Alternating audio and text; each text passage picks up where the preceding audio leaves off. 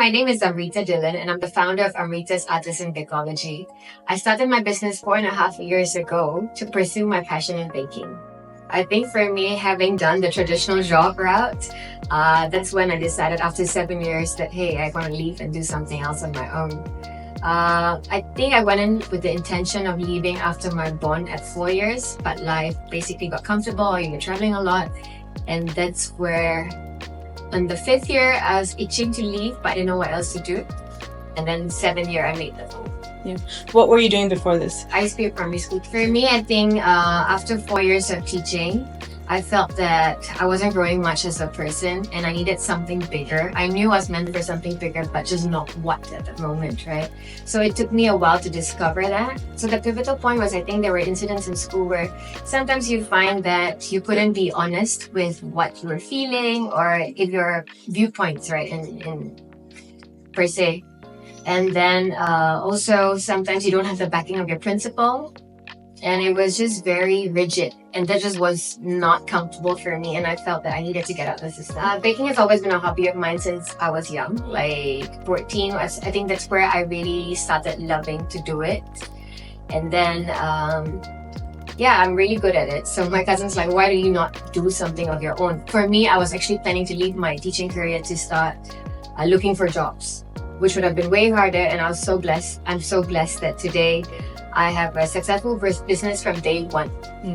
You know, the brand has grown so well because I'm good at what I do, and I see the bigger picture. It's just not baking cakes.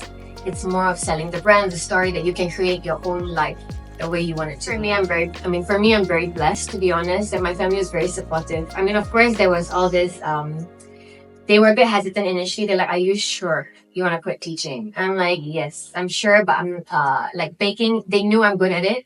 So they were very supportive of it. So I'm really very grateful that my mom and my whole family have actually been so truly supportive throughout this journey. I think early failures, I started the business during COVID. So it was a great time to start a business. It was boomtown. So failures, I mean, maybe I would say shortcomings were just that during lockdown, it was hard to get any help. You had to manage everything on your own. So actually delegating stuff was a bit difficult because limited resources at that point in time, right? Because we were not seen as, what do you call it? No.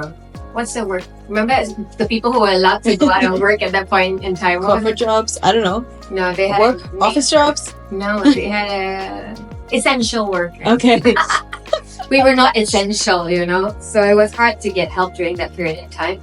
And I think another challenge would probably be being a solopreneur can be quite difficult. Navigating your way around a business, especially starting from coming from a teaching career, no business background. So figuring things out, it just took a bit more time. I mean, I think there's always that pressure, right? Like where you feel like, hey, my friends are making this much. But for me, I mean, sometimes it comes and goes. But I know I've created the life I want to live. And it's according to my terms. So I'm actually quite okay with it. I'm actually okay with it. Not even quite okay. I'm happy with it. That I have the power to plan my day, to plan how I want to work. And, you know, you're your own boss. There's a lot of flexibility and freedom.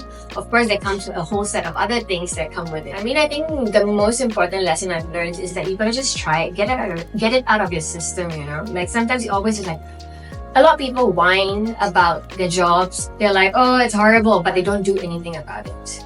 I mean, I think that was me maybe 7 years ago.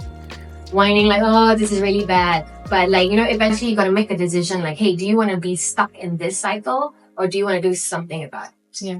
And my advice would be like, go try something, you know, like if do it on the side as a side hustle, try it out. If it's great, go for it. If it's not, at least you got it out of your system, you know, like, hey, I actually tried it and it didn't work out and it's not the way I thought it would be. I think one part of it is comfort, right? Like we're so used to routines also. Like you just basically are so used to this lifestyle that you get with this maybe secure job or the way you're supposed to do things that you don't want to get out of that comfort zone to try something unknown. Of course, the unknown's always a bit scary, right? But if you don't step into that zone, you will never know what it's like. It is a beautiful place, or it could be a bad place. But until you step in there, you don't know what it is. So I think one thing is basically comfort. And And maybe also the way we grew up, right? Like, hey, this is the way to do things. So you need to follow this. Like basically for us as kids, first thing you need to do is PSLE, then O levels, then A levels, get into uni, get a job, get a promotion, get married, have kids. It's all planned out for you. When do you get to be flexible and do things on your own? Unless you decide to break out of the system and do something differently, right? I think so. That's why I used to always think, and being a teacher, it was a bit frustrating because I saw how it was really a cookie cutter mold. As much as the government, like the ministry was trying to change things, no exams, think out of the box, problem solving. But it's just so hard to get to that stage because as a nation, we're not trained that way. Yeah. And it's funny because I grew up in the Singapore system, just like many of my friends. And somehow we managed to break out of it, or like either it's thanks to upbringing or like exposure, traveling and stuff like that, where you see things slightly differently. Because we grew up in the system where you need all the security, right? Like a normal paying job. Starting a business on your own, you have no fixed salary. Of course, so being Singaporean, I was like, okay, worst case scenario, give tuition, cut down your expenses. I have a roof over my head. I know I'm going to be fed meals by my mom. I would survive. It's just that you always plan for the worst case scenario, which is important to do. You can't just leave and like, oh, I'm going to start a business and not have a plan B or like what you're going to do to supplement it if it doesn't work out. Yeah. So the fear was definitely there, but also there was excitement. And I knew I was just done with my teaching chapter because that wasn't the life I wanted to grow old with doing. Sometimes you go around in the staff room and you look around like, I don't want to grow old like this. Sadly. Yeah, I totally understand that. Are you happy now? Way happier. It's like people like, do you miss teaching? No. It's like a fast no. Success for me is being able to be the decision maker in your life and not letting other people decide for you what is possible or what's not, or how I spend my time, what I do with it.